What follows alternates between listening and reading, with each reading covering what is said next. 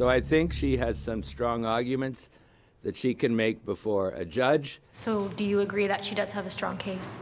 I think part of the strength of our justice system is people get to mount their own defense, and I know she will do that.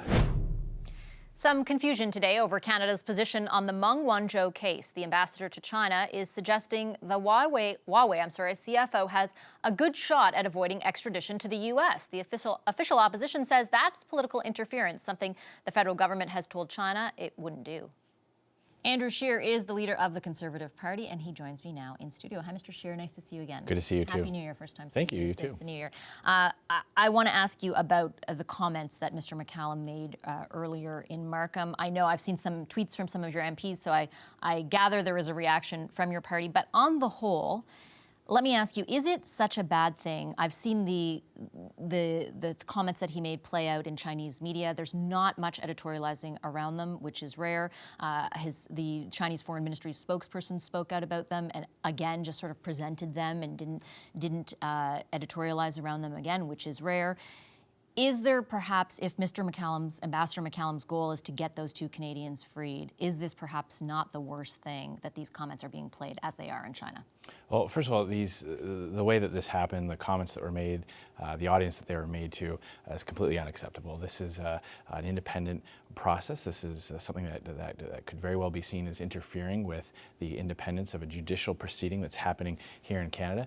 John McCallum is not someone with an opinion. He's not a professor at a university opining on the situation. He is the spokesperson for the government of Canada in the very country that we have this situation. So on the one hand, if we are going to show the Chinese government that we operate by the rule of law, free from interference from political officials here in Canada, we need to treat this situation very, very seriously. This is completely unacceptable. Is he wrong that Ms. Meng does have a good defense, that Donald Trump's comments do amount to political interference? Well, look, there may be those that make the case, including those involved in the proceedings, may very well argue that. And many people raise concerns about the way President Trump seemed to make a link between the judicial case against the executive at Huawei and a trade issue that was going on at the same time.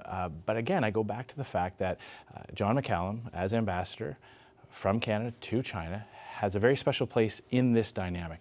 And so we have some very serious questions for the government, for Justin Trudeau. Was this planned? Was this something that was done at the directive of the Prime Minister's office? Do you think, is there any chance that Ambassador McCallum is playing bad cop while the government plays good cop? Again, the government plays bad cop with the Chinese, he's playing good cop. Is there any chance that as a strategy that might be effective if the end goal is to get those two Canadians, Michael Kovrig and Michael Spavor, released? The challenge is, though, is that our presentation to the world, to other countries, to Canadians, is that our judicial system operates independently of political interference. That is a key fundamental point for having a system based on the rule of law. So we cannot then allow a situation where games are being played with that very process, where there can be any doubt about that independence. We can't, on the one hand, go and defend our actions to the Chinese government by saying these decisions are made by arm's length,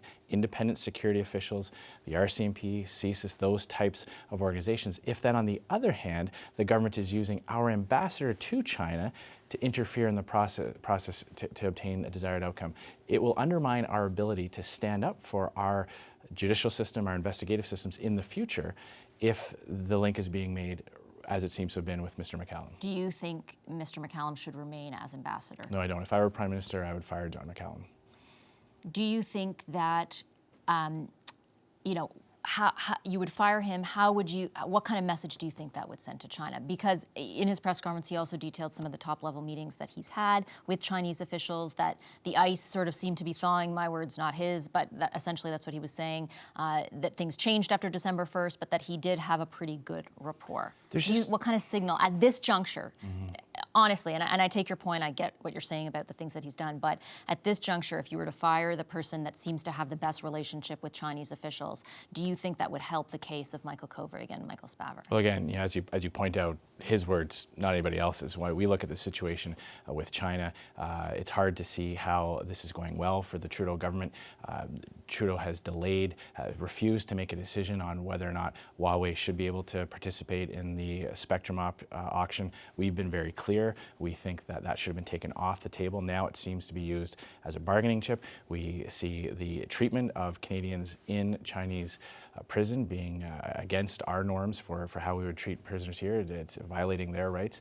And so it's hard for me to see the value added that the ambassador has added to this scenario. But I go back to the main point that But you don't think it would sort of send off a rocket at a I bad think time? the message would be sent that we take the independence of our system so seriously. We know the Chinese government operates differently. We know that they don't have the same basis for the rule of law in China as we have here. Our explanation for why things unfold in Canada through the RCMP, through the judicial process, is because it is independent. I actually think it would bolster our case and our point that we don't allow interference from politicians, whether they're government officials, elected officials, or spokespersons for the government. In the case of the ambassador, I think it would absolutely strengthen the point that we value that independence so fiercely. Do you still think the Prime Minister should be calling the President of China? Absolutely. You know, and as this situation develops, it's hard now to envisage a time when he would. You know, he's had many opportunities leading up to this. The high-profile arrests of Canadians in China, the virtually unprecedented additional death sentence being imposed on a Canadian citizen after this situation started. If after all this he's still not willing to pick up the phone, it's hard for us to understand what would actually trigger that. Last week, when we talked to Guy Saint-Jacques, who was ambassador at the time when then Prime Minister Harper was leading the country, and he pointed to the case of two dual national, Canadian and Chinese citizens, who were tried on drug smuggling charges. And in 2014, when Prime Minister Harper was in China, he raised the case personally, with the case of one of them personally with the president. When he was sentenced to a date for execution, that gentleman, the Prime Minister again wrote a letter personally to the President of China, and the man was executed the next day. Why are you certain, or why do you think that Prime Minister Trudeau would be able to secure any different kind of outcome? It would be a demonstration of the high level of degree that this government treats these types of situations. And I go back to the fact that, you know... But would it secure a different outcome? Would it free these two men? Well, I certainly believe that doing nothing will probably not lead to action, that exploring every option should be explored. And but what if the President of China says no? Well, what do we do then? Is that because some people have said that's our last card to play? Well, I go back to the fact that these are situations that are happening because of previous decisions of this government. So the fact that we're having this debate about whether or not Huawei should be able to participate in the auction or not is because, unlike our allies who made a very swift decision, our senior partners in the Five Eyes group that share information, that have integrated security types of operations, have made that decision early. For some unknown reason, the Trudeau government has failed to do that. We know that Trudeau has pursued a very naive approach to China. We've seen him go to China trying to secure a free trade deal in advance of any type of understanding that there would be more... But his actions didn't lead to the U.S. asking for this person to be extradited. I'm talking about our approach in general. It's clear that the government of China, the president of China, does not respect Justin Trudeau. It's clear that his approach to China leading up to this has not been productive and has led us to be in this position where we find ourselves unable to stand up for our citizens in China. And now, to come back to the news of the day, we have our ambassador to China in a closed-door meeting with media that are only reporting this to China, saying things that are unprecedented for an ambassador to say about an ongoing judicial case. That's very alarming, and Canadians are rightly concerned about where this will lead to in the future. Okay, I'll leave it there. Thank you, Mr. Scheer. Appreciate your time.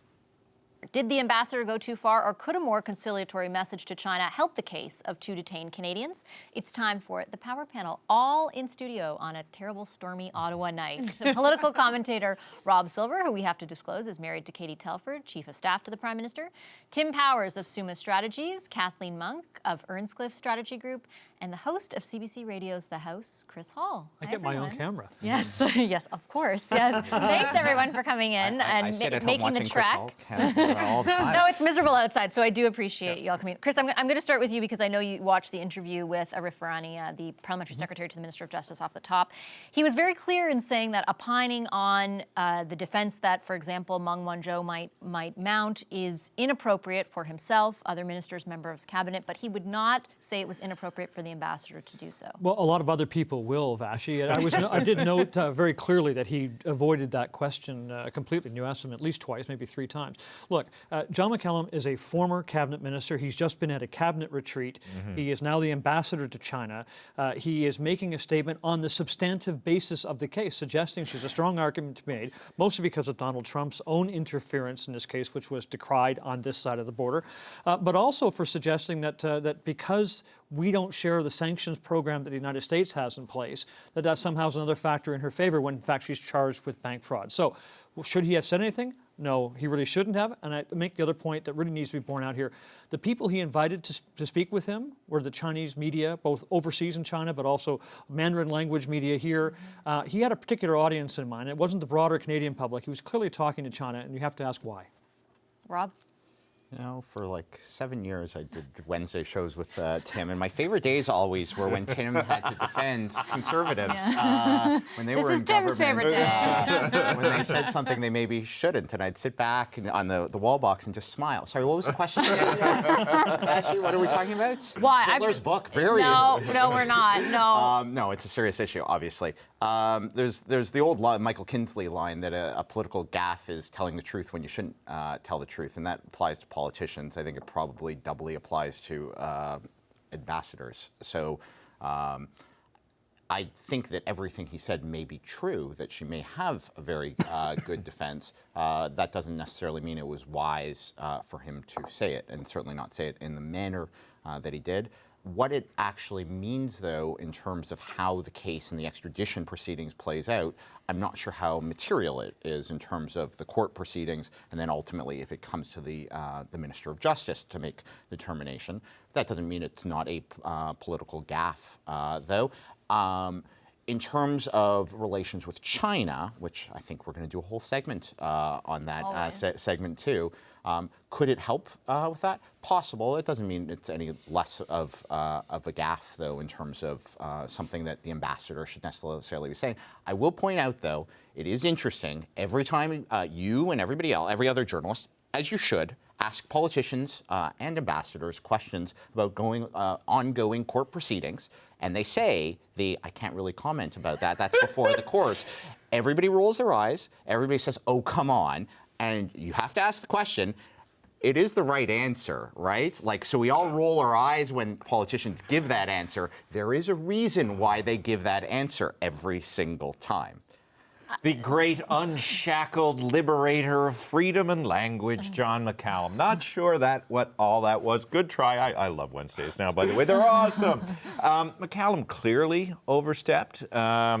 Scheer is probably right. He should be fired if he were... He won't be, by the way. Mr. Virani said very clearly he has the full support of the government at the end of it. And that appears to be the case. Otherwise, the Prime Minister likely would have acted today. He's not a trained diplomat, and we saw that quite clearly. Rob used the word material. I think it's a good word. What does it mean materially to the Chinese? Now we have mixed messages going to the Chinese. Sometimes mixed messages are useful.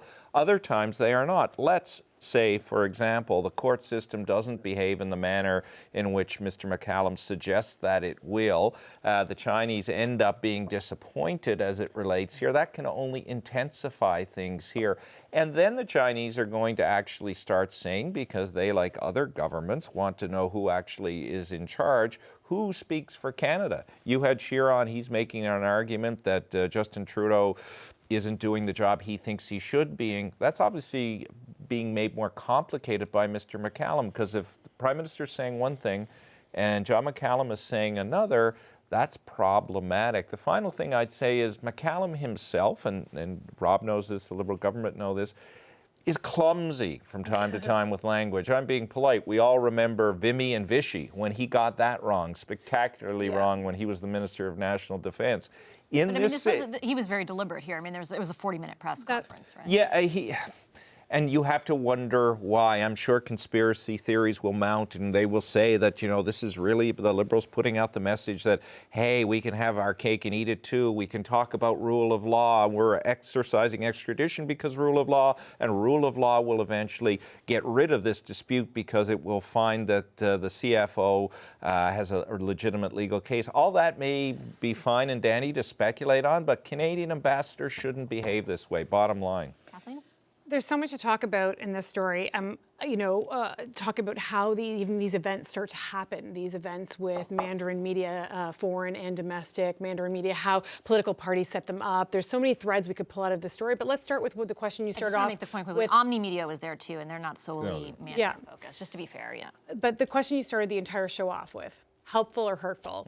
I would say for sure hurtful. I think Chris said that as well. But also more than that, isn't the better question, was it strategic or was it a fumble? And clearly, I'm not sure if the case is out on that. And I don't know if I could answer that question. Why? Because on the same day, Freeland was in Davos putting forth a very strong case, motivating dozens of international countries, demonstrating their support for Canada on this case, talking about that Canada was following the rule of law. McCallum was in Markham holding the same event with a very pointed analysis about the case. Very clear points, 1, 2, 3, he laid out. He had a deliberate message. This wasn't really freelance, like he was clear. But as Tim has said, McCallum is known for these kind of bumbling statements in the past. So I think it remains to be seen kind of what it is. But there were some points that we have to point out. He was deliberately confusing about the fact that this will go before a judge and whatever. And it's not, as Rob has just said, it will be up to the AG, it will be up to Lametti. First it goes to the He court. explained the process, ultimately, the executive process will be Lametti who will ultimately decide on whether she is extradited. Well, if it goes through the judge, if the judge then passes it on to Lametti, So is it cover for the government? If they wanted to make the case, the government, that there is an argument to be made for the strength of her defense in this, somebody else could have made it besides John McCallum. I talked to Don. Who else? Well, there are lots of people like Rob Silver and others who understand the Liberal government quite well, who can make the case. People who are lawyers, people who are strategists, whatever. The two things here: is he wrong substantively? Probably not. I spoke to Don Bain for an analysis piece that's up online right now. It's great, by the way. CBC.ca. Don Bain says, there is an argument to me that Donald Trump himself has already tainted this case by suggesting he would trade her off. And many have made that argument. Right? Yeah. So that is something that if any lawyer worth his or her salt representing Meng Wanzhou will make to the judge, saying this has already been tainted politically by the president. But the other thing is that there is the idea here that if you're making the case to the Chinese by the Prime Minister, by Chrystia Freeland and others, that this is a completely politically free of interference, having your ambassador, a former cabinet minister and colleague around that table, making a political overture. Ding. I don't know how you wash this. So again, I'm not going to defend this, but an argument could be last week the Chinese ambassador to Canada held a media availability. He was reprimanded too. It was a weird. So it's a bit of a battle of strange ambassadorial appearances, which is the most inside Ottawa. I was going to say, it's a movie only Ottawans would go to. And the allegation that the Chinese ambassador to Canada made was, in short, that this was a political process in Canada. That we were the puppet state that was manipulating things. They have rule of law in Canada. Without defending John McCallum's comments necessarily, what he was, what you could charitable, well, I don't know if it's even charitable. One could interpret what he was doing as saying, look, this is a case that somebody is going to be able to get in front of a judge and make, and that's how our rule of law It's hard to think, though, that the government... At that point, sure. Yeah, well, it's also hard to think the government of Canada would tap John McCallum on the shoulder to deliver that message. I don't think anybody tapped John McCallum to give that message. Well, okay, good to know. And also McCallum's I asked role... Mr. Brownie, and he said he didn't know. But also McCallum's role is not to talk to Canadians, it's to talk to China about Canadians. So, I would dispute the argument that you're making. On a go-forward basis, the reaction to this is going to be fascinating to watch. So today, as you say, we have support being shown for Mr. McCallum. But if the criticism continues and progress isn't being made in China, how tenable is his position there as we dig in deeper with the Chinese